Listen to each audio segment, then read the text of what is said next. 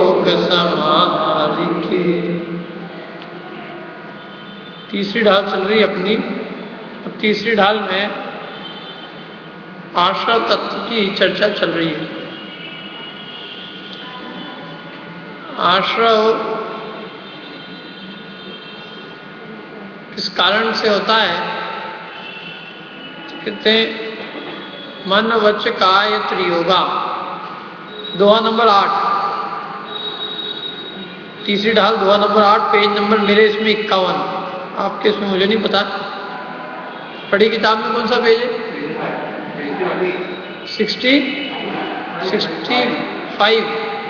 65। यूं अजीव आश्रव सुनिए, मन वच काय त्रियोगा। देखो, मन वचन काय के निमित्त से जो आत्म प्रदेशों का परिस्पंदन होता है उसका नाम है योग, और वो योग कर्मों के आने का कारण है। कहीं कहीं तो योग को ही आश्रव कह दिया गया है। यद्यपि योग स्वयं आश्रव नहीं है, लेकिन योग आश्रव का कारण है। आश्रव किसे कहते हैं? कर्मों के आने को आश्रव कहते हैं। तो मन वचन काय का जो परिस्पंदन है वो कर्मों के आने में कारण है। उसके निमित्त से कर्म आते हैं योग से, और फिर उनमें जो बंधन होता है, जो बंधन होता है, वो कषायों से होता है, मिथ्यात्व और कषाय के परिणामों से। तो यहाँ पर आश्रव के जो प्रत्यय है, आश्रव के जो कारण है, उन कारणों का वर्णन चल रहा है। कल अपन ने योग के एक कारण जो आश्रव है उसका वर्णन किया था। योगों से क्या हो रहा है? कर्मों का आना हो रहा है। कर्म आए तो हैं, लेकिन वो जो आने के बाद में टिक गए और जो आत्मा के साथ संबंध को प्राप्त हो गए, बंध को प्राप्त हो गए, वो किसके निमित्त से? तो वो मिथ्यात्व, अविरति, प्रमाद और कषाय के निमित्त से। कैसे? मिथ्यात्व, अविरति और कषाय के निमित्त से। परिस्पंदन होता है तो कर्म आते हैं। काय का परिस्पंदन होता है? आत्म प्रदेशों के परिस्पंदन के निमित्त से कर्मों का आगमन होता है। जिनका परिस्पंदन नहीं होता उनके कर्मों का आगमन भी नहीं होता। कौन है ऐसे जिनके आत्म प्रदेशों का परिस्पंदन नहीं होता? सिद्ध भगवान अनंत अवस्था में, अयोगी, केवली, अयोग रूप जब उनकी अवस्था होती, जब योग निरोध होना प्रारंभ होता है, उसके बाद में अंत में जब अयोग रूप अवस्था को प्राप्त हो जाते हैं, तब भी उनके योग नहीं होता, तब भी उनके कर्मों का आश्रव नहीं होता। सिद्धों के और अयोगी अनंतों के, इन दोनों के कर्मों का आश्रव नहीं है। बाकी जब तक अनंत भगवान के भी योग है, उनके काय का परिस्पंदन, काय के निमित्त से आत्म प्रदेशों का परिस्पंदन है, हिलन चलन है, वचन के निमित्त से परिस्पंदन है, दिव्य ध्वनि कीर्ति है, तब तक उनके भी कर्मों का आश्रव विद्यमान है। तो इसलिए कर्मों का आश्रव तो है, लेकिन मिथ्यात्व, अविरति, कषाय योग नहीं होने से, मिथ्यात्व, अविरति और कषाय नहीं होने से उनके बंध नहीं है। आता है लेकिन आके रुकता नहीं है, आता है और चला जाता है। जो रुकने का कारण है वो मिथ्यात्व, अविरति और कषाय, वो उनके नहीं है।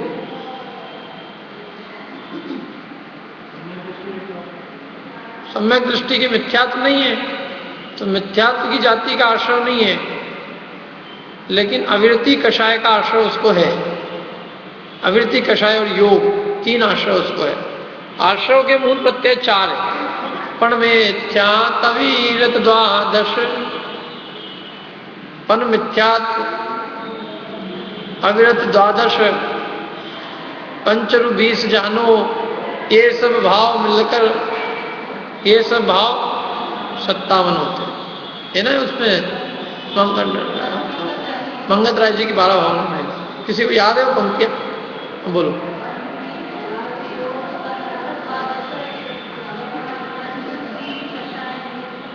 हाँ, पन मिथ्यात्व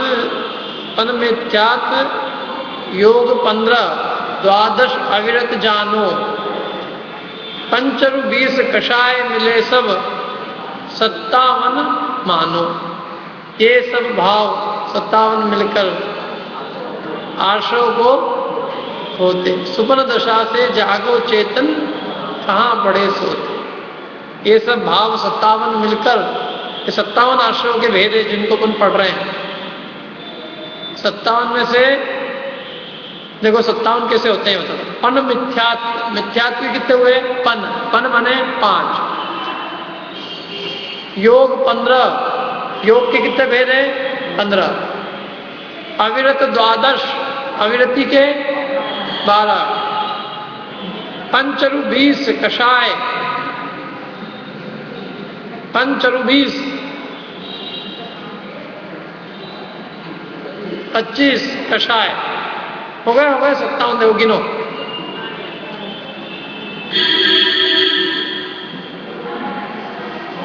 हो गए 57।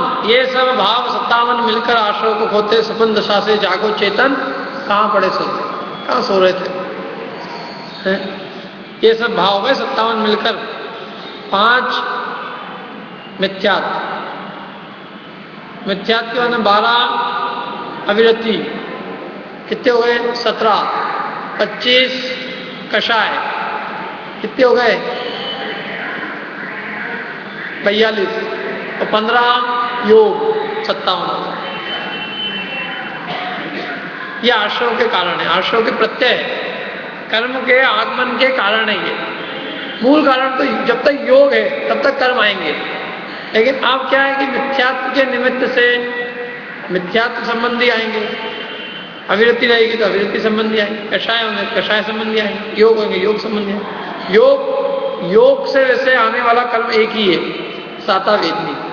कर्मों के 148 भेद है, उसमें से योग से केवल एक ही कर्म आता है, सातावेदनी। बाकी 147 कर्मों के आने के कारण कोई और है। मिथ्यात्व एक ऐसा है जिसमें अकेले में इतनी ताकत है कि वो कहता है कि मैं हूं ना, तो मेरे होते हुए तीर्थंकर प्रकृति छोड़ दो, आहारक शरीर आहारक अंगोपांग छोड़ दो, बाकी मैं ऐसा पहलवान आदमी हूं कि मेरे रहते हुए 145 कर्म प्रकृति आ सकती है, कोई दिक्कत नहीं, सबको एंट्री है। क्या मैंने एक समस्त कर्म प्रकृतियों के आश्रय का कारण है मिथ्यात्व। मिथ्यात्व के रहते सब आ सकता है। सम्यक दृष्टि को ही जो बनती है वो मिथ्या दृष्टि को नहीं बंधेगी। जैसे तीर्थंकर प्रकृति, आहारक शरीर, आहारक अंगोपांग, बाकी इनको छोड़ दो। आहारक बंधन, आहारक संघात, तो 4 आहारक की और 1 तीर्थंकर, 5 प्रकृतियों को छोड़ दो। कितनी बची? 148 में से 5 कम करो तो 143 कर्म प्रकृतियों का प्रत्यय मिथ्यात्व। और मिथ्यात्व मतलब मिथ्यात्व में ऐसी ताकत है कि वो कहता है कि 143 के 143 को मैं बांध सकता हूं। और मिथ्यात्व चला गया तो 41 प्रकृतियों की रवानगी हो जाती है, क्योंकि उनका कारण केवल मिथ्यात्व था।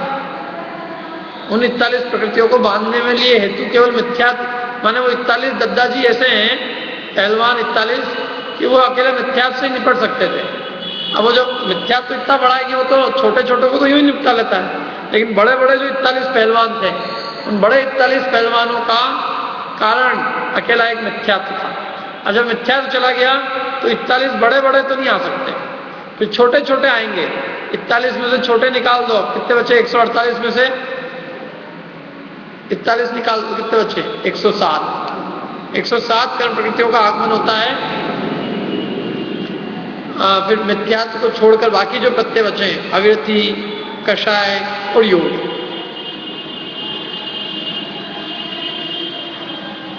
फिर अविरति भी चली गई,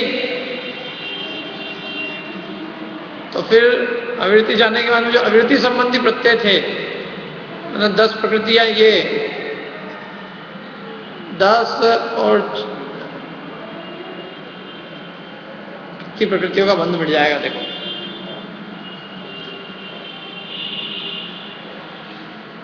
16, 25, 41 और 10 51 और 6 57 और 6 63, तो 10 और 6 16 प्रकृतियों के आश्रय का कारण था। 16 प्रकृतियों के आश्रय का कारण कौन था? अविरति। अविरति चली गई 16 और मिट गई। तो 41 मिटी थी, 16 और मिट गई। कितनी मिट गई है? 57। अब बची खुची जितनी प्रकृतियां हैं वो सब कषाय मिटते ही समाप्त हो जाएगी। केवल एक बचेगी जिसका नाम है साता वेदनी। उसका आश्रय का कारण अकेला एक योग है। इनका क्रम है। सबसे पहले आश्रय मिटेगा तो किसका मिटेगा? मिथ्यात्व का। फिर मिटेगा अविरति का, फिर मिटेगा कषाय का, फिर मिटेगा योग। योग आश्रय सबसे पहले सबसे अंत में जाता है। योगों का अभाव सबसे अंत में होता है। उसके पहले क्या होता है? कषाय का।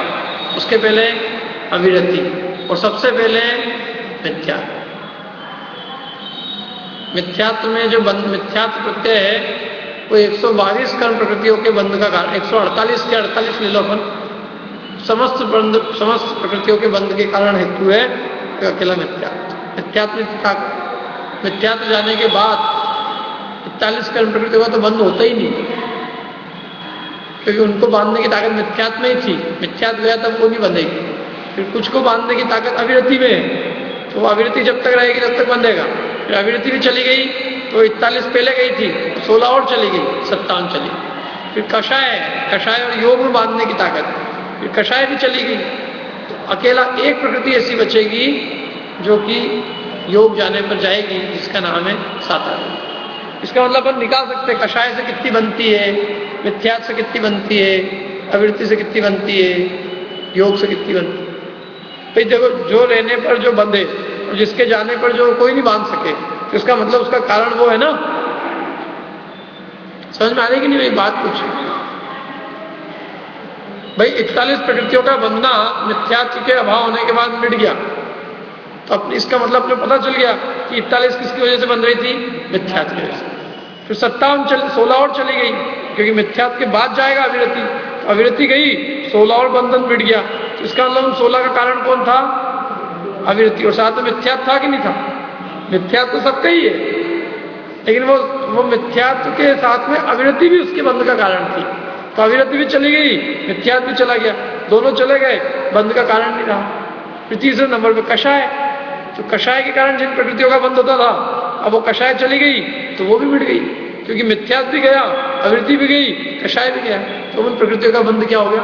मिट गया। योग साता वेदनी ऐसी है जो कि चारों से बनती है, तो एक भी कोई रहेगा तो बंधेगा। तो साता वेदनी योग रहा तो बनता रहेगा, तो योग चले जाएगा तब उसका अभाव।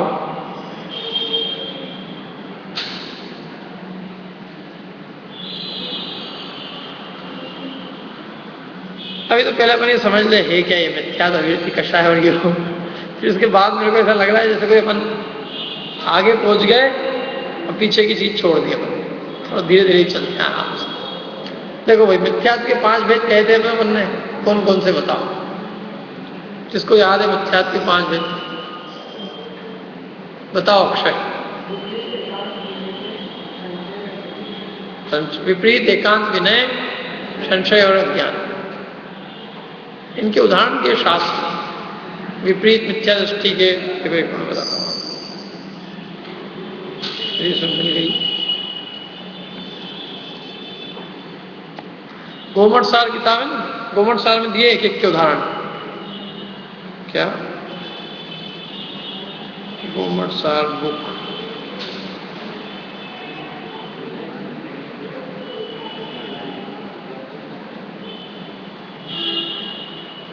विपरीत मिथ्या दृष्टि के लिए जिनवाणी में जो उदाहरण दिया बताता हूं मैं, एक सेकंड आप इसका।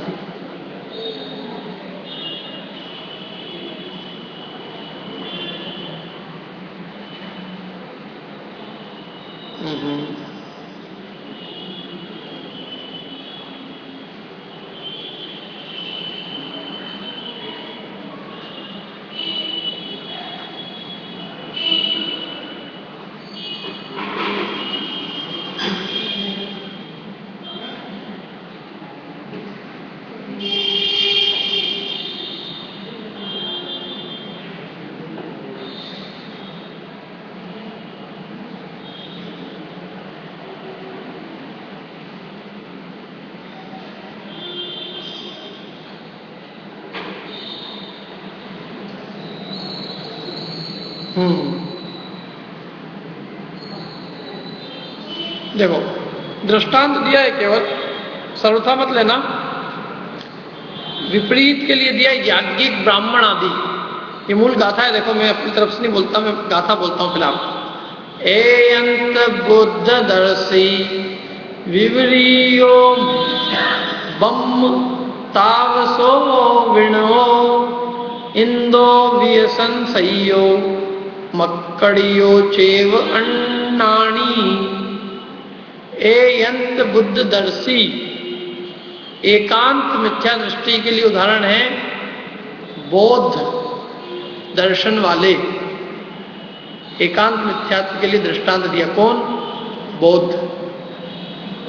बौद्ध जो है, बौद्ध मत वाले, वो वस्तु को एकांत रूप ही मानते हैं। वस्तु अनेकांत रूप है। वस्तु नित्य और अनित्य दोनों रूप है, और वो अकेली वस्तु को अनित्य मानते हैं, नित्य नहीं मानते। उनके हिसाब से हर क्षण वस्तु नष्ट हो जाती है, कोई वस्तु नित्य नहीं रहती।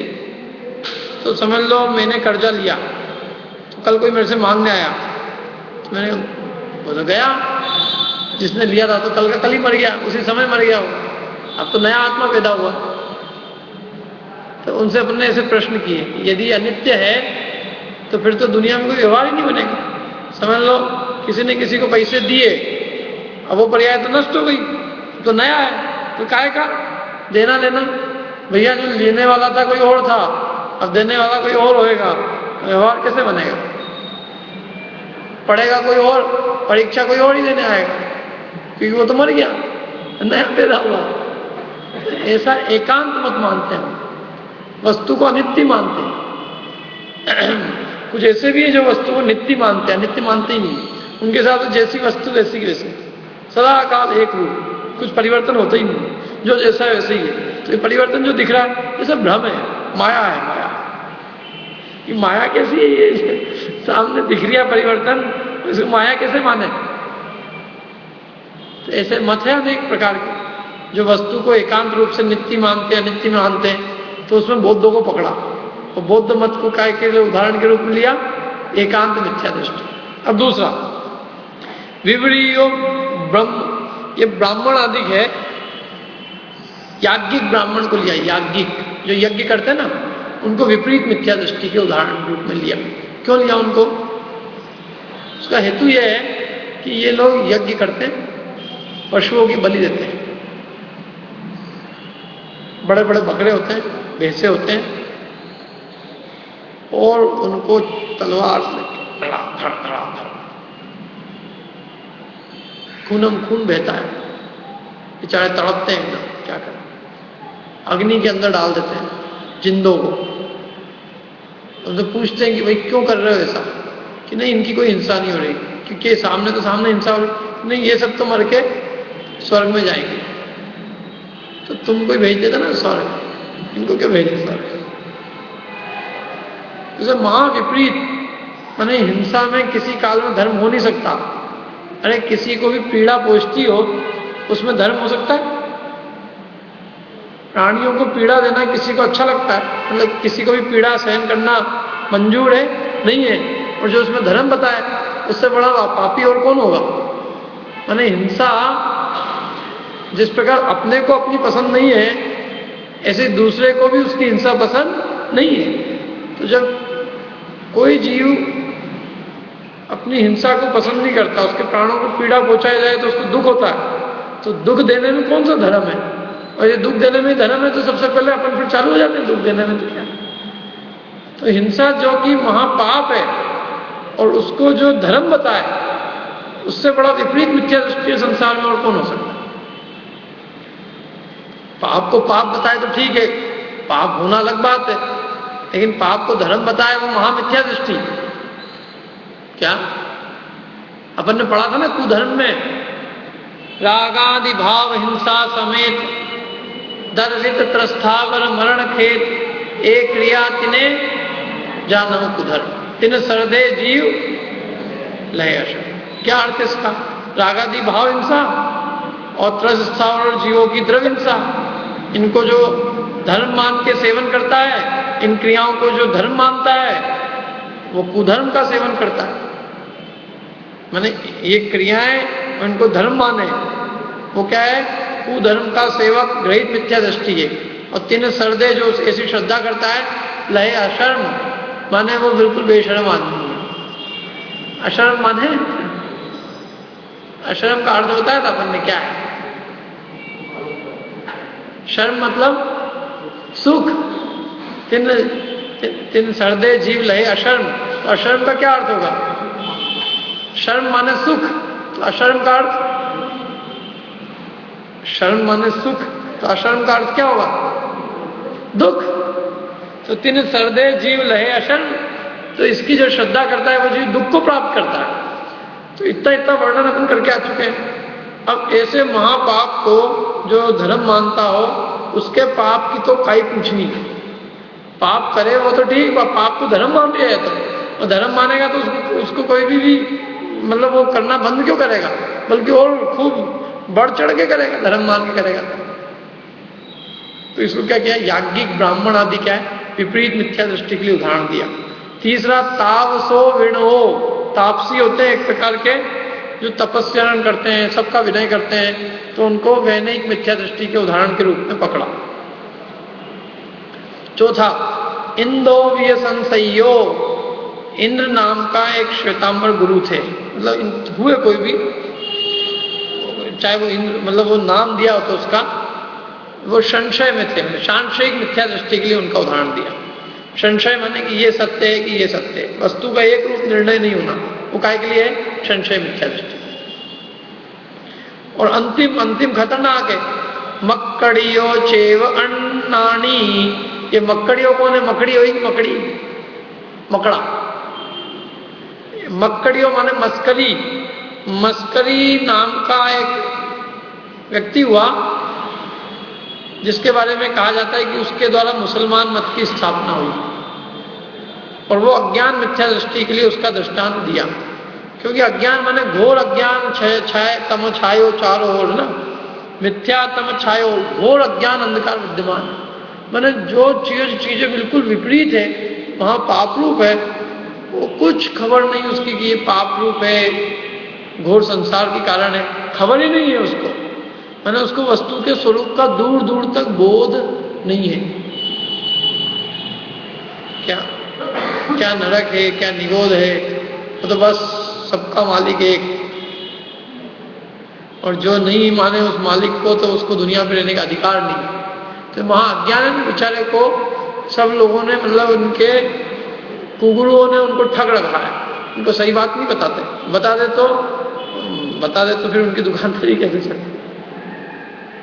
तो महाअज्ञान बेचारे व्याप्त। ऐसा नहीं है कि उन लोगों में सीखने की जिज्ञासा नहीं होती, लेकिन पहले से ही उनके दिमाग में इतना कचरा भर दिया जाता है कि वो सीखने का लायक ही नहीं रहता। मतलब उसके चित्त में इतना विद्वेष भर दिया जाता है कि वो अन्य धर्म की बात ही सुनने को तैयार नहीं होता। तो महाअज्ञान है उनमें भयंकर। मस्करी नाम का हुआ एक व्यक्ति, उसके लिए दिया है सबसे महाविपरीत रूप। यदि विपरीत अज्ञान रूप में लगता हूं, सब रूप जितना मिथ्यात्व, महाघोर मिथ्यात्व, वो इसके समान और कोई मत नहीं है। सब काम उल्टा, अपन खाए दिन में तो खाए रात, अपन खाए शाक, मतलब अपन जो है वनस्पतियां खाए, शाकाहार खाए तो मांसाहार, सब चीजें महाविपरीत रूप, घोर पाप रूप।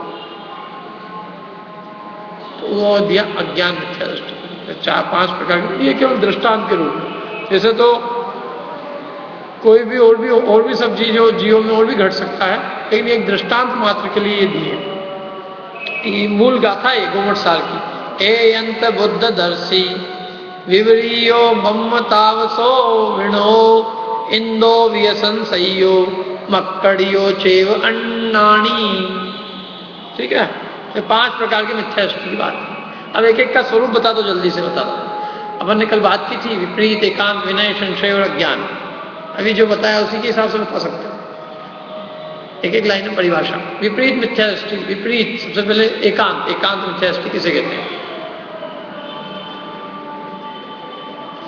जो कल आए थे। चलो भाभी जी बता दो। हाँ, मुझे वस्तु को एकांत एक पक्ष को ही माने, अन्य जो वस्तु के एक धर्म को स्वीकार करे और अन्य धर्म को माने ही नहीं, वो एकांत मिथ्या दृष्टि। उदाहरण के लिए वस्तु को नित्य मानना, अनित्य मानना, एक ही मानना, अनेक ही मानना। विपरीत विपरीत मिथ्या दृष्टि। बताओ अंकित, वस्तु के स्वरूप को विपरीत रूप से मानना, ये विपरीत मिथ्या दृष्टि। आत्म वस्तु के स्वरूप को या अन्य किसी वस्तु स्वरूप का विपरीत रूप से श्रद्धान करना विपरीत मिथ्या दृष्टि। विनय मिथ्या दृष्टि। हाँ बताओ, सब चीजों क्या, सब चीज खाना पीना, सबको मतलब किनको, सबको मतलब उसको खोलो ना, सब कौन है, सब में मतलब क्या?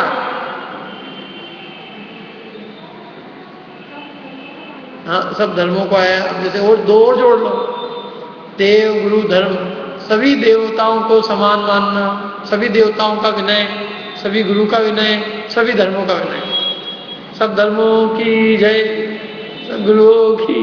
ये कोई बोलते हैं वो लोग? विनय मिथ्या दृष्टि है। विनय नाम का मिथ्यात्व है। विनय ऐसा है, विनय जो है ना, विनय सही जगह हो तो संसार से निकाल दे, और गलत जगह हो तो संसार समुद्र में डुबो दे। ऐसी चीज है, खतरनाक, खतरनाक भी और अच्छी भी। सही योग्य का हो क्या, जैसे दूध है तो योग्य पात्र को पिलाया जाए, बहुत बढ़िया। योग्य पात्र को नहीं मिला है, सांप को पिला दो, जहर और उगले हो।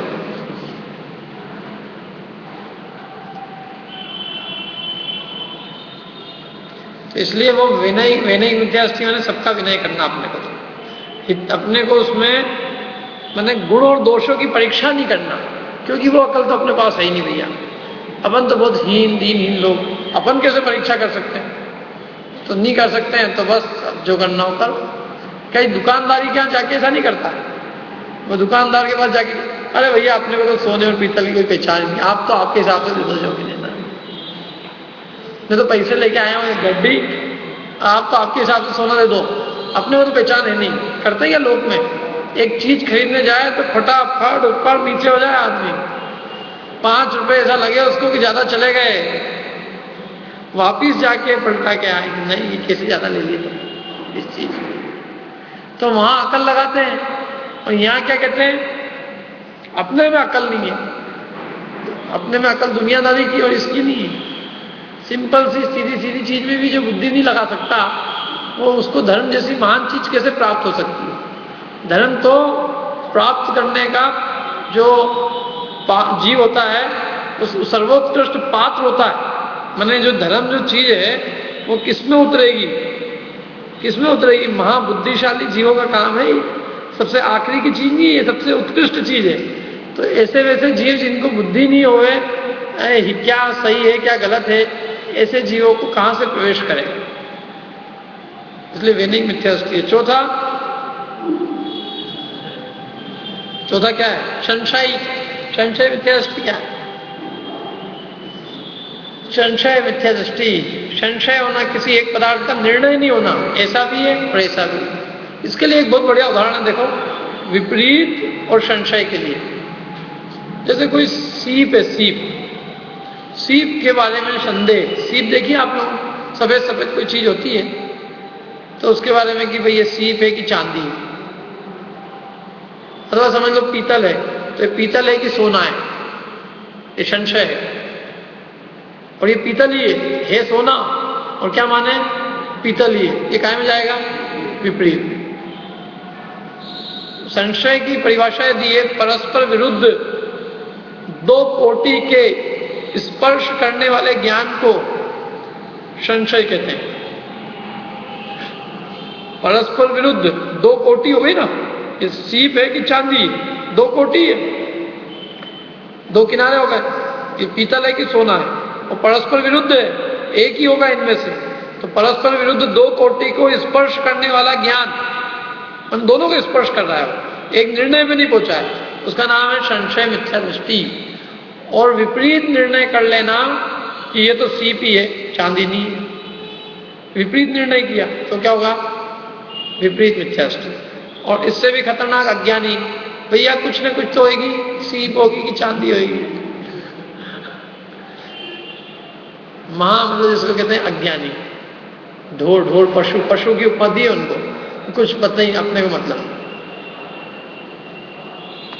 अज्ञानी मिथ्या दृष्टि। ये अज्ञानी माने जिसको किसी कोई बोध ही नहीं है, वो बोध ही नहीं, न केवल बोध है अपितु बोध करने की भावना भी नहीं कि भाई ये क्या है। जैसे कौतूहल से ही सरी गई समझ के, कि जैसे कौतूहल होता है ना, अपन बाजार में जाते हैं, कहीं बहुत भीड़ भाड़ बड़बड़ लग रही हो, फिर डमरू बजा रहा हो तो आदमी खड़े होकर देखने लग जाता है क्या है। ऐसे समझ लो, एक यहाँ पे डमरू बजा दिया, यहाँ पे पंडित बैठ के, तो खड़ा खड़ा आके कोई घूम रहा हो तो 2 मिनट बैठ जाए, उतनी भी बुद्धि नहीं चले किसी की। क्या मतलब वो सड़क पे मदारी ड्रामा दिखाए, कोई जादूगर तमाशा दिखाए, तो उसको 5 रुपए फेंक के वो 10 मिनट वहां खड़ा रह सकता है, आधा घंटा उसका जादू देख सकता है जिसमें कोई तथ्य नहीं है। लेकिन वो उसको यहाँ तो ऐसा लगता है 420 वोल्ट का करंट, 5 मिनट बैठ जाए और कुछ समझ में नहीं आया उसको, तो ऐसा भागे बिल्कुल जैसे क्या कर दिया, उसको पकड़ लिया किसी। तो अज्ञान है ना, घोर अज्ञान, तो समझने की रुचि भी नहीं है। मैंने इस संसार में कैसी विचित्रता है देखो, अपन पढ़ते हैं अज्ञान तिमिर अंधा नाम ज्ञानांजन चला गया चक्षुर्मिलितं येन तस्मै श्री गुरुवे नमः। पढ़ते हैं, सुनी कि नहीं सुनी बनती? अपन शुरू में पढ़ते जब कोई ग्रंथ को प्रारंभ करते हैं, क्या वो ओंकार बिंदु संयुक्तम नित्यम ध्यायन्ति योगिना कामदम मोक्षदम चैव ओंकाराय नमो नमः अविरल शब्द गणोगना। उसके बाद एक प्रक्षालित भूतल में सकल कलंका मुनि भी उपासित तीर्था सरस्वती मुनि भी उपासित तीर्था सरस्वती हर्तनो दूरिणा।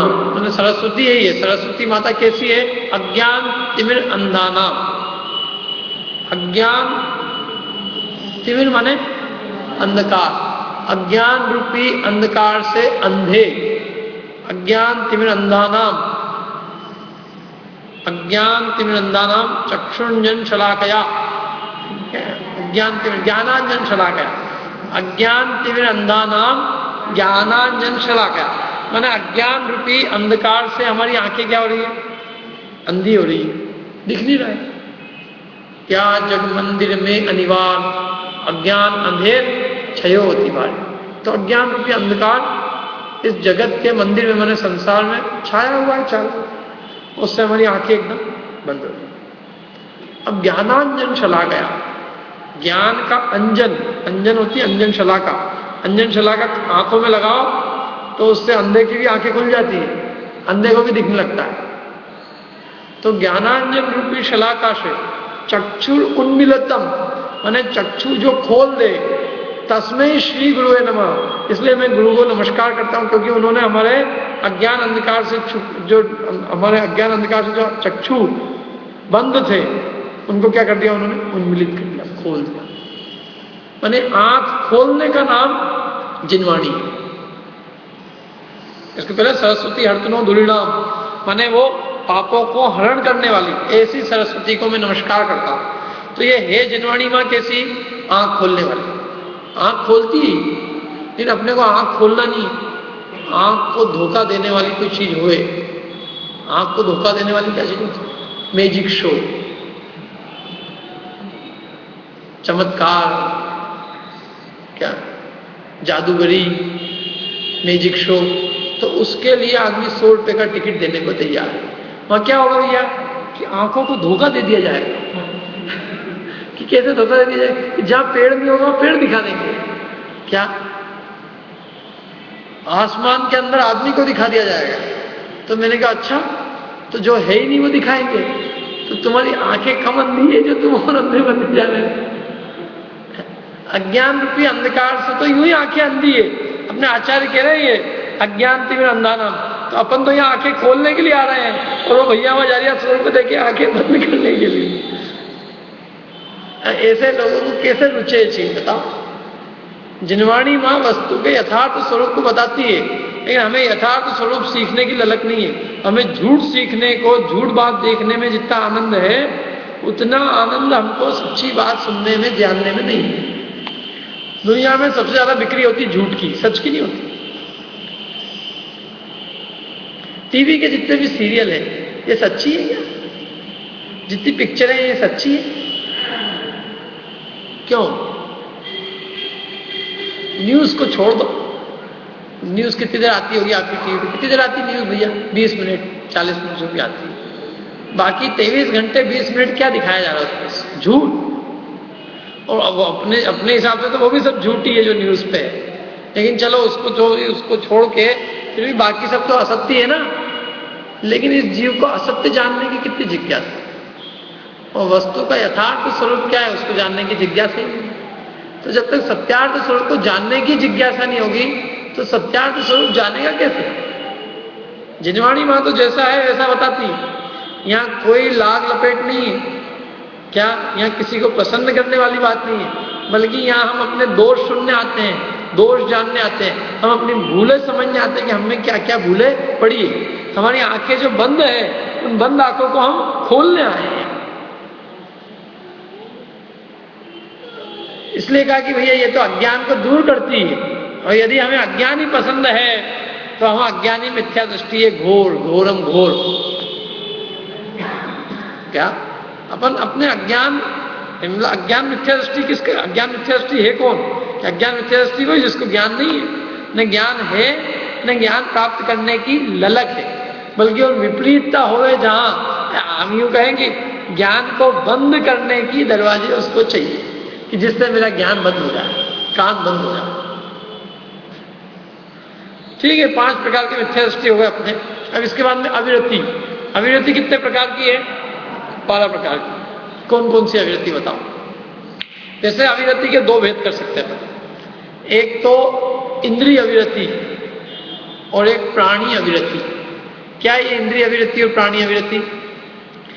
इंद्रिय अविरति माने 5 इंद्रियों के विषयों से विरत नहीं होना, पंचेंद्रिय के विषयों से नहीं हटना, इसका नाम क्या है? इंद्रिय अविरति। ऐसे ही मन के विषय से भी नहीं हटना, ये मन अविरति हो। तो 5 इंद्रिय और मन के विषयों से विरक्त नहीं होने का नाम इंद्रिय अविरति है। कितनी हो गई है? 6। 5 इंद्रिय और 6ठा मन। रसना इंद्रिय के विषयों से विरक्त नहीं होना, घ्राण इंद्रिय के विषय से विरक्त नहीं होना, माने पंचेंद्रिय के और मन के विषयों का राग नहीं छूटना, पंचेंद्रिय और मन के विषयों का राग बना रहना। जैसे स्पर्शन इंद्रिय के लिए कि स्पर्शन इंद्रिय संबंधी राग का अभाव नहीं होना, किसी को स्पर्श करने की लालसा है तो लालसा का अभाव नहीं होना। ठंडी गर्मी का सेवन करना, गर्मी में ठंडी का सेवन करना, ये सब काय के कारण है? स्पर्शन इंद्रिय विषय से। और मुख्य रूप से तो जैसे अब्रह्म का सेवन है, वो सब स्पर्शन इंद्रिय विषय की लालसा को बताता है। रसना इंद्रिय की लालसा, 5 प्रकार के रसों की लालसा होना, खट्टा, मीठा, कड़वा, कषाय, लाचार, बड़ा। सुगंध की लालसा होना, ये भी कोई कम नहीं है, ये लोग आजकल खूब यूज करते हैं, पता नहीं क्या क्या। बाहर की बीमारी यहाँ आ गई अपनी बहुत। ऐसा नहीं हो कि वापस मतलब क्या है कि महाहिंसक सामग्री आई, अब तो ध्यान करने बैठो तो भंग, ध्यान में बाधा पहुंचाती है। माला फेर रहे हो, पता चल जाता है आदमी आ क्या फलाना। करो क्या, नाक तो बंद नहीं हुई ना, नाक तो खुली है। और जो जिस कंपनी का लेके आया उस 50-60 दिन तक तो चलता ही है उसका, जो भी तो मसलता रहता रोज उसकी गंध फिक्स होती कि ये आ गया है। तो ये, और इसमें एक एक परफ्यूम की और कलोन की एक एक बूंद में असंख्यात जीवों की हिंसा होती है इसमें, और तीव्र राग का कारण है। ऐसे ही चक्षु इंद्रिय के राग, 5 प्रकार के रंगों को देखने की इच्छा, किसी विषय को, रूप को देखने की लालसा, चक्षु इंद्रिय के विषय का। कर्ण, शब्दों, गानों को, मतलब ध्वनि, वो संगीत को सुनने की लालसा, वो कर्ण इंद्रिय के विषय का राग। मन की लालसा, मन के तो बहुत लड्डू होते हैं, मन का सबसे ज्यादा विषय है, ऐसा हो जाए, ऐसा हो जाए, मेरे मन मुआफिक हो जाए, ये मान जाए। धन की लालसा, मन की लालसा। 6 प्रकार के इंद्रिय, 5 इंद्रिय और मन के विषयों से विरक्त नहीं होना। विरत नहीं होने का मतलब क्या है? यहाँ पे देखो कि विरत नहीं होने का मतलब है कि बुद्धिपूर्वक उनसे हटना नहीं, उन्हें प्रतिज्ञापूर्वक त्याग नहीं करना। क्योंकि विरत होने का मतलब है कि विरत माने उससे हट जाना, प्रतिज्ञापूर्वक उनके विषयों से हट जाना, उनका त्याग कर देना, उसका नाम है विरत, व्रत। और त्याग नहीं करना तो व्रत नहीं है, भले विषयों में प्रवृत्ति न भी हो। क्योंकि क्या होता है, दुकानदार दुकान में बैठा है, भयंकर गर्मी है, भयंकर, लेकिन उसकी दुकान क्या है, एयर कंडीशनर की, तो उसको कोई चिंता नहीं हो रही, पसीना मुंह पे दिख रहा है, लेकिन अंदर कुछ नहीं, अंदर बहुत शांति है अंदर। तो वो भूख को जीत रहा है, गर्मी को जीत रहा है, मच्छर काट रहे हैं उनको जीत रहा है, ग्राहक 10 गाली दे रहे हैं उसको जीत रहा है, और सब मतलब जो देखने की वहां पे कोई ऐसी चीज नहीं है, 5 इंद्रियों को जीत रखा है उसने, लेकिन फिर भी वो विरत कहलाएगा क्या? नहीं, क्यों? मन का विषय तो चल ही रहा है। और दूसरी बात, कोई पंचेंद्रिय के विषय से विरत थोड़ी नहीं हुआ, उसका दाग थोड़ी टूटा, वो तो नोट पानी इकट्ठा करके घर जाएगा, फिर घर में रहेगा आराम से। तो इसलिए पंचेंद्रिय के विषयों में प्रवृत्ति नहीं होने का नाम वृत्ति नहीं है। पंचेंद्रिय के विषयों के त्याग करना, पंचेंद्रिय के विषयों का राग का भाव होना, उसका नाम वृत्ति है। देखो 2 प्रकार से पाप लगता है, एक तो परिणमन रूप और एक अविरमण रूप। क्या क्या कहा? परिणमन रूप और अविरमण रूप, अवृत्ति रूप। तो परिणमन रूप कब लगता है? जिस काल में हम पंचेंद्रिय के विषय में प्रवृत्ति करते हैं तो परिणमन रूप है, और प्रवृत्ति नहीं भी कर रहे हैं लेकिन विरत नहीं है, उसका त्याग नहीं है, तो अविरमण का पाप तो फिर भी चल रहा है। और त्याग भी है तो न अविरमण का पाप लगेगा, और परिणमन तो होगा ही नहीं, त्याग है तो, और न परिणमन का लगेगा। एक नहीं बात। और जिसके परिणमन है उसके एक ही है कि दोनों ही? उसके परिणमन का भी है और अविरमण का भी है। और जिसके प्रवृत्ति नहीं चल रही है उस जाति के विषय में, तो भले ही परिणमन रूप पाप नहीं है लेकिन अविरति का पाप तो है ही। जैसे रात्रि भोजन, उदाहरण के लिए किसी ने रात्रि भोजन त्याग का नियम नहीं लिया, तो वो रात्रि भोजन कोई रोक तो करेगा नहीं, समझ लो साल में एक बार ही करे, लेकिन उसके व्रत नहीं है ना, तो उसके अविरति का दोष, माने उसका जो त्याग रूप परिणाम नहीं है, तो त्याग रूप नहीं परिणाम होने से उसका जो है अत्याग का दोष तो उसको निरंतर लगता ही रहेगा, उतना आश्रव तो उसको हो ही होगा कि साहब मैं तो एक ही दिन खा रहा हूं, तो ठीक है, प्रवृत्ति का पाप नहीं लगा तेरे को, प्रवृत्ति का एक ही दिन लगा, लेकिन अविरति का 12 महीने लगा। आई बात समझ में? खाए भले एक दिन, लेकिन अविरति का पाप 364 दिन। क्यों है 364 दिन? बताओ। क्योंकि उसका राग 364 दिन विद्यमान है। यदि राग विद्यमान नहीं हो तो उसको त्याग कर दो। अभिलाषा बैठी है ना अंदर में, और एक्चुअल में इंद्रिय अविरति में अभिलाषा ही मूल है। आप भले कोई चीज छोड़ भी दो, लेकिन अंदर में अभिलाषा पड़ी हुई है उसकी, तो वो छोड़ा हुआ नहीं कहलाएगा, उसका राग टूटना चाहिए। क्या कई बार क्या होता है कि जी इंद्रिय विषय छोड़ देता है, लेकिन अभिलाषा इसके अंदर में विद्यमान है, तो वो कहते हैं इंद्रिय विषय में, इंद्रिय सेवन में, इंद्रिय विषय में अभिलाषा मूल है। क्या मूल है? अभिलाषा। अभिलाषा का त्याग हुआ तो वास्तव में उन विषयों का सच्चा त्याग होता है, और अभिलाषा के त्याग बिना उन इंद्रिय विषयों का सच्चा त्याग नहीं होता। जब उन अभिलाषा ही छूट जाती है तो सहज इंद्रिय विषयों का त्याग हो जाता है, और त्याग नहीं है तो मतलब उसकी अभिलाषा अंदर में विद्यमान है। जैसे अपने को मध्य मास मधु के त्याग करने की कहें, तो सहज अभिलाषा नहीं है, त्याग सहज है। समझ में आया ना? हाँ, वो भी कोई त्याग करने में घबरा है, नहीं मैं तो नहीं करूं, तो इसका मतलब है कि उसके अंदर में कहीं ना कहीं कचास भी पड़ी हुई है। क्यों साहब, मांस का त्याग करने में क्या दिक्कत है? फिर है अंडे का, मांस का, शराब का, कि नहीं कभी, तो कभी का मतलब क्या है? तो मधु माने शहद का, तो ये तो महापाप रूप है ना, जो जीव इनके ही त्याग नहीं करे तो वो तो महापापी है कि साहब कबीर तो लेते ही नहीं लेकिन त्याग भी नहीं करते, तो त्याग नहीं करते ऐसा चलेगा नहीं। वो त्याग नहीं करोगे तो अत्याग का दोष निरंतर लगता है, मतलब अंदर में कहीं ना कहीं राग उस जाति का विद्यमान रहेगा। वो त्याग हो गया तो उससे बिल्कुल टूट गए, अलग हो गए। जैसे वृक्ष से जो है आम गिर गया तो गिर गया सो गिर गया, अब नहीं लगेगा उसको, टूट गया उससे। तो विरत माने उससे अलग हो जाना, उस जाति के परिणामों से बिल्कुल सर्वथा अलग हो जाना, मतलब कभी स्वप्न में भी उसकी लालसा ही नहीं होना, खत्म, गया से गया। रात्रि भजन छूट गया तो हजारों लोग जीनते हो, लेकिन अपने अंतरंग में चित्त में उसका भाव भी उत्पन्न नहीं होता। वो त्याग नहीं हो तो, और अपने त्याग तो ही सबसे पहले वो याद आता है कि अपन ने तो ही नियम लिया है, अपने नियम नहीं लिया इसका मतलब चल सकता है अपने को, आज के लिए अपने छूट रखी है।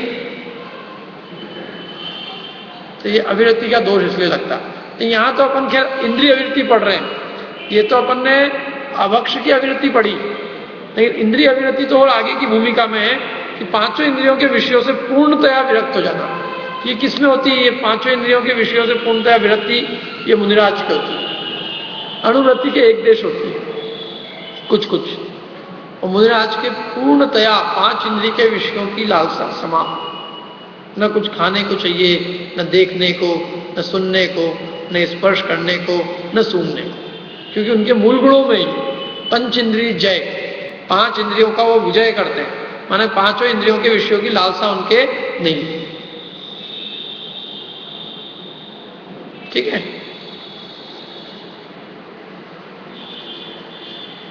और छठा मन के विषयों से विरत है। तो ये छह तो ये हो गए। छह कौन सी है? प्राणी अविरति। प्राणी अविरति कौन कौन सी? छह प्रकार की बताओ। छह काय के जीवों की हिंसा से विरत नहीं होना, ये छह प्रकार की अविरति है। माने त्रस्त और पांच प्रकार के स्थावर, इन छह काय के जीवों की हिंसा से जो विरत नहीं होता है वो अविरति करता है। अब देखो स्थावर में पांच पांच ली और त्रस्त में सबको एक ही खाते में ले लिया। मैंने आचार्यों की दृष्टि में दो इंद्रिय से लेकर पंचेंद्रिय तक सब त्रस्त एक जाति के। तो क्यों? क्योंकि वो सब मांस है। दो इंद्रिय से जो है ना मांस संज्ञा चालू हो जाती है। एक इंद्रिय के शरीर की मांस संज्ञा नहीं है। पृथ्वी का शरीर मांस नहीं है, जल, अग्नि, वायु, वनस्पति मांस नहीं है, और दो इंद्रिय से मांस है। चाहे वो लड भी है लेकिन वो मांस है। चींटी, मच्छर, गाय, बेल, ये सब मांस है। उनमें अंगोपांग होते हैं, संघनन होता है, हड्डियां वगैरह होती है, ये सब चीजें होती है।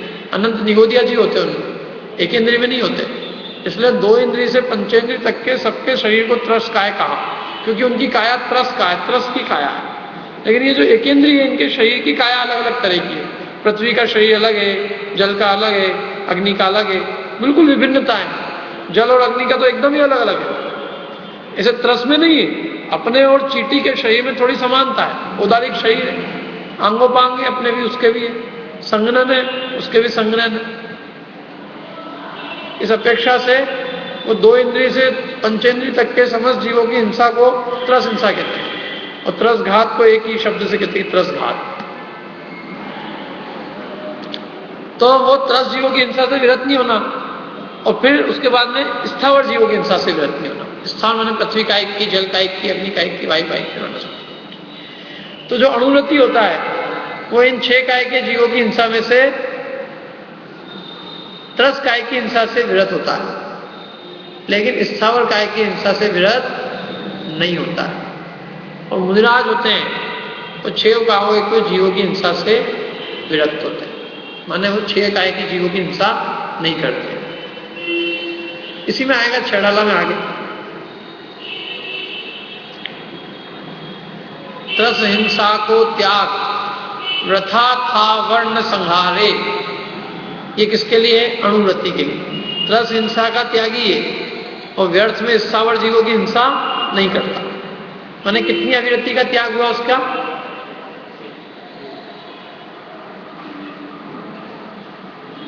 कितनी अविरति उसके जीवन में और कितनी का त्याग हुआ? अविरति कितनी अविरति है, कितनी अविरति नहीं है? अविरति पूछ रहा हूं मैं, अणुवृत्ति के, अहिंसाणुवृत्ति के कितनी अविरति है? वो इंद्रिय अविरति को छोड़ दो, प्राणी अविरति में पूछ रहा हूं मैं 6 प्रकार की। प्राणी अविरति में अणुवृत्ति को कितनी अविरति है? 5 अविरति है और 1 विरति है। 5 अविरति है ना? कौन कौन सी 5? 5 तो स्थावर जीवों की अविरति है और त्रस जीवों की हिंसा से विरत है। तो मुनिराज क्या कितनी अविरति है? अविरति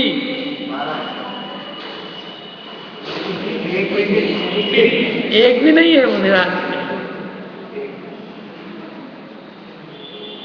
मुनिराज के 12 ही नहीं है, अणुवृत्ति के 11 नहीं, 11 है और 1 नहीं है। 11 है उसके, 1 का त्याग है बस, प्रशंसा।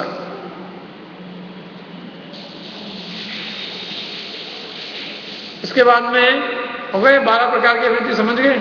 6 गाय के जीवों की हिंसा से विरत नहीं होना, ये क्या है? प्राणी अविरति। पहले किसका त्याग होगा? कौन से जीवों की हिंसा का त्याग होगा? त्रस जीवों, फिर बाद में स्थावर का होगा। ये क्रम है क्या? कोई जीव पहले ही स्थावर की हिंसा का त्याग करे और त्रस की हिंसा चलती रहे। मेरे से एक जगह में क्लर्क कॉलोनी गया था, वहां तो एक महिला नीचे मिली, बोले कोई नियम बताओ। तो मैं सोचने लगा, इतने में खुद नहीं बताने लगा।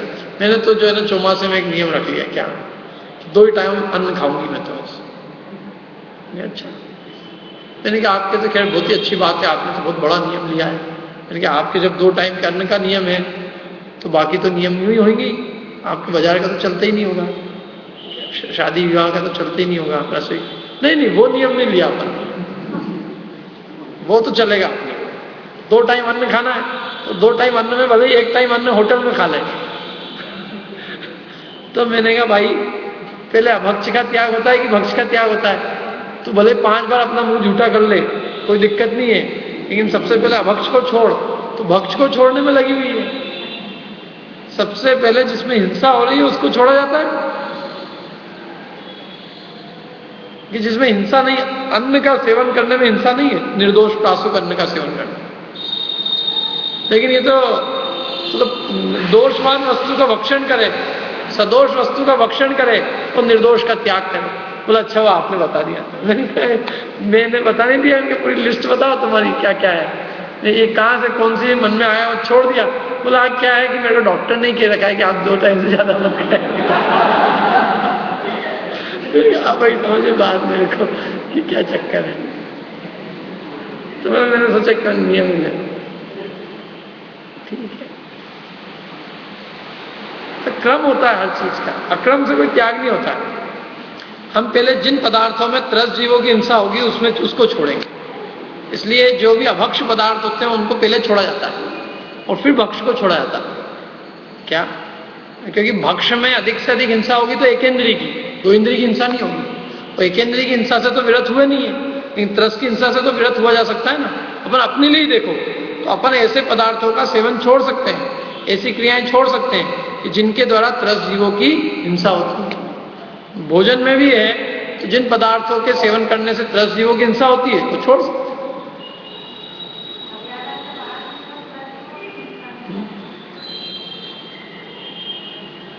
अरे मर्यादा की तो बहुत बात की है। अभी तो मैं कहता हूं मोटी मोटी चीजें देखो, रात्रि भोजन, जमीकन, बाजार का भोजन,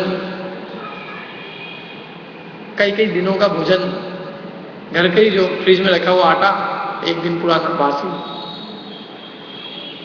और भी ये जो रसोइयों का, शादी ब्याह का जो भी भोजन है, ये सब क्या है? अभक्ष, घोर अभक्ष।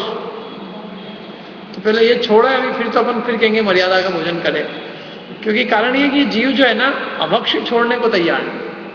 या तो इसको कहो तो ये तो सीधे या तो कहेगा मैं उपवास कर लूंगा खत्म, और या फिर मैं होटल में जाके खाऊंगा। 2 में से एक रास्ता चुनना है उसको। इसको ये नहीं कि घर में भक्ष भोजन करें, नहीं। या तो 4, 6, 8 सब्जी खानी है, मतलब 8 चीजें बना, या फिर एकासना करना। तो सहज सिंपल सादा भोजन करने की इसकी वो है ही, जीवन चलता रहे सुचारू रूप से नहीं। तो या तो गाड़ी बहुत तेज चलाएगा या सीधे ब्रेक मार के उल्टा देगा बड़ा। एक्सट्रीम पे जाने की आदत नहीं चाहिए। है अभी देखना, अभी आएगी जब 10 लक्षण, उपास चालू हो जाएंगे बहुत सारे, 8-8, 10-10, 5-5।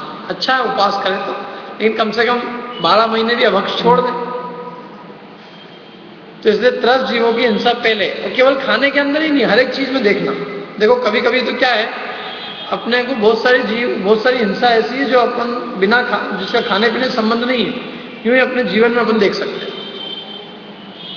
क्या खूब जीव चारों ओर व्याप्त हो रहे हो, ऐसे समय में अपन जबरदस्ती अपने घूमने फिरने के लिए गाड़ी से जा रहे हैं, मौज मस्ती करने जा रहे हैं, तब उससे क्या समझे भाई। बरसात के दिनों में तो वैसे ही अपने को कम से कम आवागमन होना चाहिए, जो बहुत अति आवश्यक हो, तीर्थ क्षेत्र हो क्या, तो वो एक अलग बात है, तीर्थ क्षेत्रों की वंदना के लिए, और वो भी एक्चुअली बरसात में जाना नहीं चाहिए, तो बहुत जरूरी वो बात अलग है। अन्यथा 4 महीने तो एक स्थान पर रहकर धर्म साधना करनी चाहिए। लेकिन अपने यहाँ तो बरसात पे चोरल जा रही है, कोई तो कोई पाताल पानी में डूबने जा रहा है, और पूछो क्यों नहीं आए पार्षद, बोले साहब वो आए नहीं, लेट हो गए। मैंने कहाँ से, कोई मंदिर से लेट हो गए? तो ये तो स्थूल हिंसा है ना।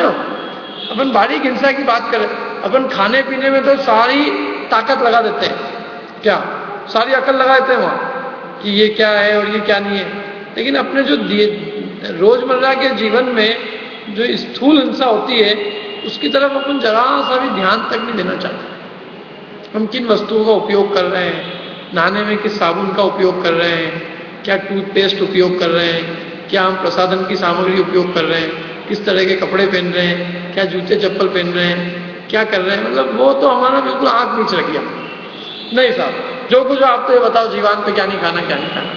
तो भाई रसना इंद्रिय के द्वारा हिंसा थोड़ी नहीं होती है, हिंसा के तो कारण बहुत है क्या। और ये तो केवल द्रव्य हिंसा की बात की मैंने, भाव हिंसा कितनी, अपने परिणामों में तीव्र रागादि भाव होना, तो भाव हिंसा है। तो अपन जो है ना अपने जीवन में बस जो रूढ़ी से जो चीज चल जाती है, बस वो तो अपन पालन करते हैं, लेकिन अपन अपना विवेक से नहीं सोचते कि किसमें हिंसा ज्यादा हो रही है, कम हो रही है, कहाँ जीव मर रहे हैं, कहाँ नहीं मर रहे हैं, क्या कहाँ अपने परिणामों में तीव्र रागादि भाव की उत्पत्ति हो रही है, कहाँ मंद राग हो रहे हैं, ये विचार नहीं करते। अपना धर्म जो है ना, बहुत कुछ तो अपन अपने परिवार से जो सीख रखा है वो है, अपन अपनी अक्ल का नहीं लगाते धर्म। अपन बोलते हैं, नारा भले ही लगाते हैं अहिंसा परमो धर्म, अहिंसा कहाँ कहाँ होती है, सब जीवन के हर क्षेत्र में देखना पड़ेगा ना।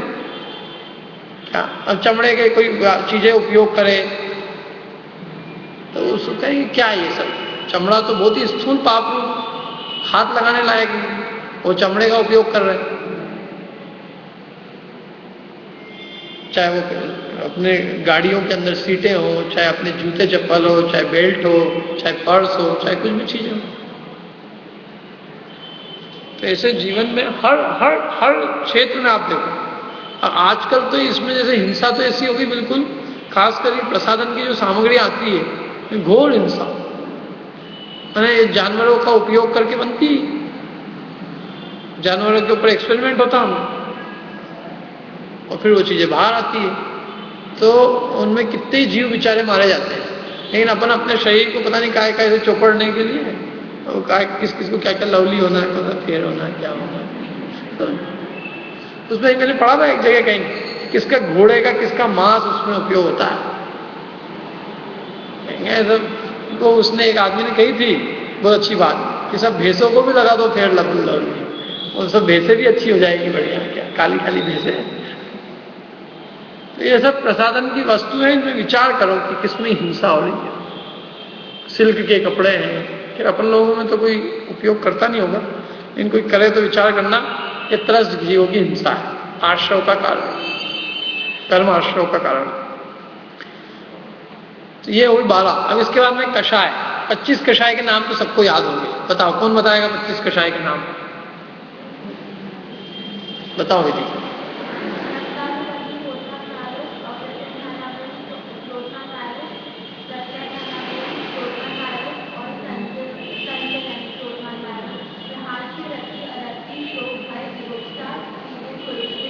हाँ, मैं कहता हूँ बड़े बड़े लोगों से पूछ लो जो प्रवचन में ही बैठे हो, तो क्या बिल्कुल बेसिक नहीं रहते हैं एकदम। 25 कषाय हैं, एकदम अच्छे से याद की उसमें। तो ये 25 कषाय आश्रव के कारण है ये सब। अब हो गए 57 योग। कल बताया था 15 योग। 15 योग के नाम बताना, कौन बताएगा? कल जो आए थे वही बता पाएंगे, जो कल नहीं आए थे तो हाथ भी मत खड़े करना, इज्जत बची रहेगी अच्छी। बताओ 15 योग के नाम। अरे जो आए थे वो तो बता सकते ना, कल 15 बताए थे कल अपन, जितने आए उतने बता दो। चलो आप लोगों को तो ख्याल है। हाँ बताओ रोनक।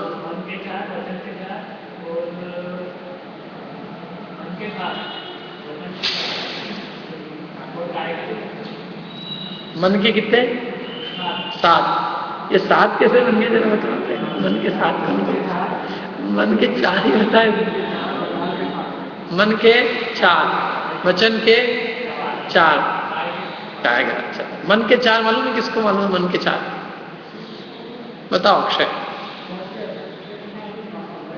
अभय की उभय? उभय और चौथा अनुभय। सत्य, असत्य, उभय और अनुभय 4 हो गए। कौन से? ये मनोयोग। वचन योग 4, यही 4। वचन 8 हो गए। काय योग के नाम बताओ। काय योग कितने हैं? 7। बताओ भाभी जी, देख के बता दो। चलो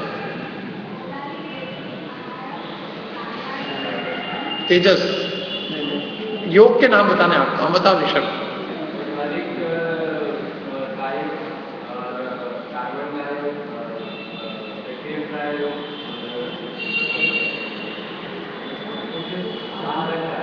चार।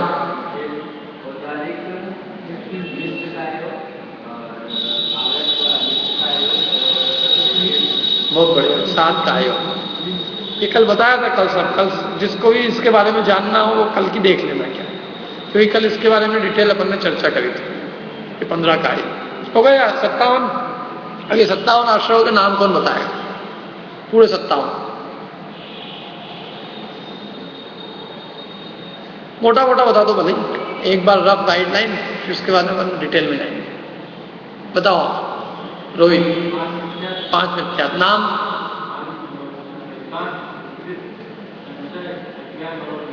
विनय। 5 विख्यात।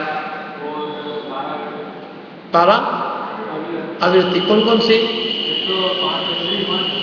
5 इंद्रिय मन की अभिवृत्ति और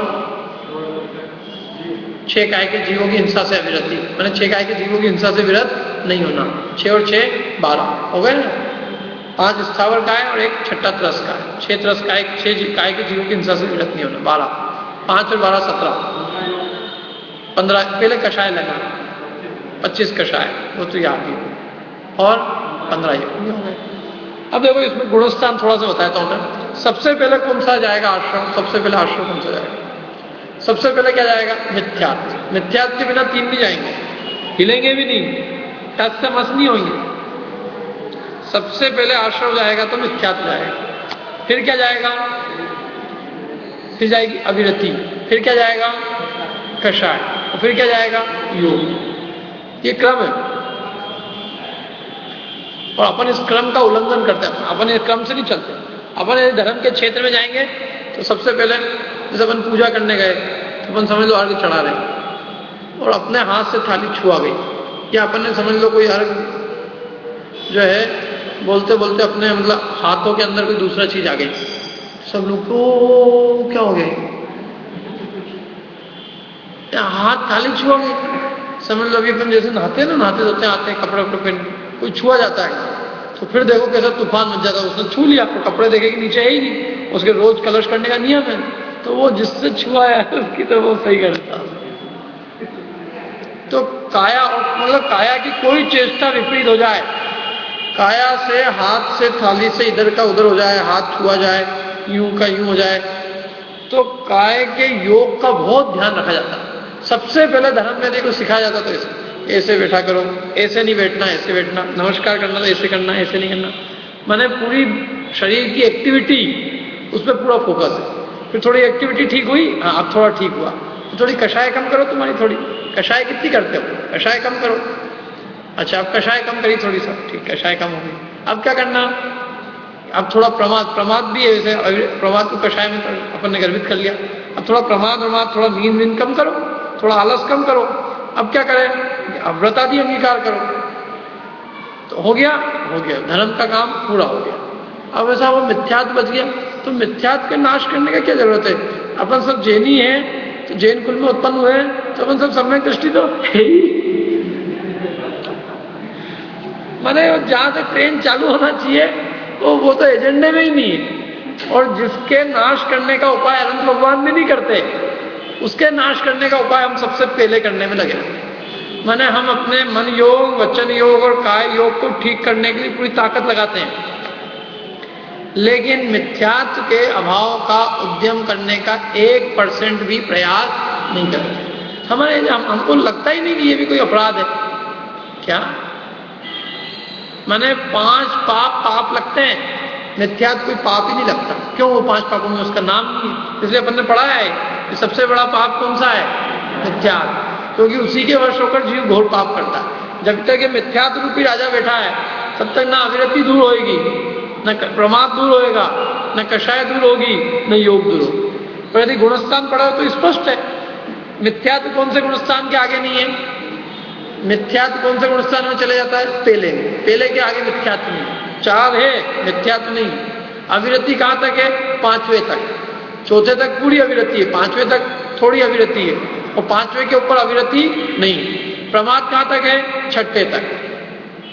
मिथ्यात्व पहले तक, अविरति 5वें तक, प्रमाद 6ठे तक, कषाय 10वें तक, और योग 13वें। नाम है उन गुणस्थानों का नाम है। पहले गुणस्थान का नाम मिथ्यात्व, 4थे का नाम अविरत सम्यक, माने वहां तक अविरति है, अविरत नाम है उसका। और 6ठे का नाम है प्रमत्त विरत, माने वो प्रमादी है और व्रती है। और 7वें का नाम है अप्रमत्त विरत, माने उसके प्रमाद भी चला गया। और 9वें का नाम है, 11वें का नाम है, 11वें या 12वें को ले क्षीण कषाय, उसका नाम ही क्षीण कषाय, कषाय क्षीण हो गई। और 14वें का नाम है अयोग केवली। उनके नाम भी रख दिया क्योंकि लोग बहुत तेज है, नहीं तो लोग की क्या पता ऐसा हो सकता है, क्यों नहीं हो सकता, पहले अविरति चली जाए। इसलिए सूत्र दिया तत्वार सूत्र कर्ता ने, मिथ्यात्व, अविरति, प्रमाद, कषाय, योगा, बंध, हेत्व। मिथ्यात्व, अविरति, प्रमाद, कषाय और योग ये बंध के कारण है। तो सूत्रकार ने प्रश्न किया, साहब सबसे पहले आपने मिथ्यात्व को क्यों रखा? कि सबसे पहले इसलिए रखा क्योंकि सबसे पहले इसका अभाव होता है। ये जब तक है तब तक अनंत संसार का कर्म बंधन चल रहा है। माने अपन यदि आश्रव के अंदर अपन वेटेज देवें कि साहब 5 प्रकार के आश्रव है, मिथ्यात्व, अविरति, प्रमाद, कषाय, योग। प्रमाद को गौण कर दो या प्रमाद को कषाय में गर्भित कर लो, तो कितने बचे? 4। कौन कौन से? मिथ्यात्व, अविरति, कषाय और योग। अब इन चारों में यदि अपन वेटेज देवें तो अनंत वेटेज जाएगा मिथ्यात्व।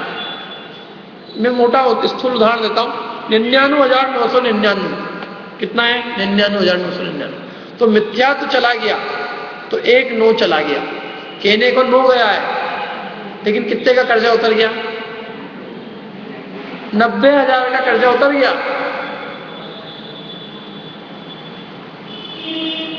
अब जो बचा है वो कितना बचा है? 9,999। वो पहले कितना था?